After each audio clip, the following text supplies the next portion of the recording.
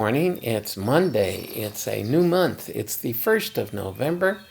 And our reading is from Romans 12:3, where Paul says, "For by the grace given to me, I say to every one of you, not to think more highly of yourself than you ought to think, but to think with sober discernment as God has distributed to each of you a measure of faith."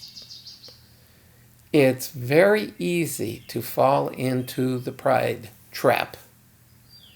Some churches, by definition, because of their doctrine, if you don't believe the way we do, you're second-class Christians.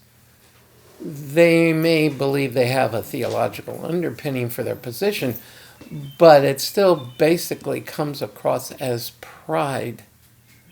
The fact that Paul is making here is that God gives each of us talents, gifts, skills, things that he intends to be used for him. And none is necessarily greater than any other. It's pride that keeps the lost from being saved. It was pride that brought Satan down out of heaven.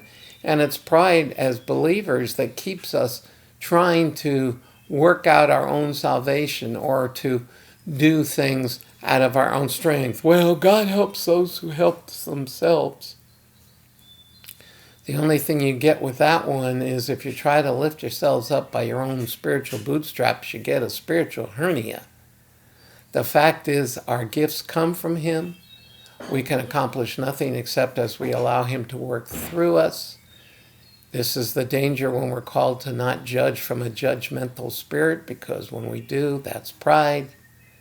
And so this is the besetting sin of the human race, and the fact that we're saved, it does not make us exempt from the problem.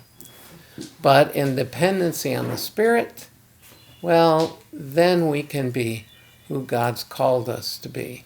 So the presence of the Spirit in our life is certainly something to thank him for and to praise him for. And I'll see you again tomorrow.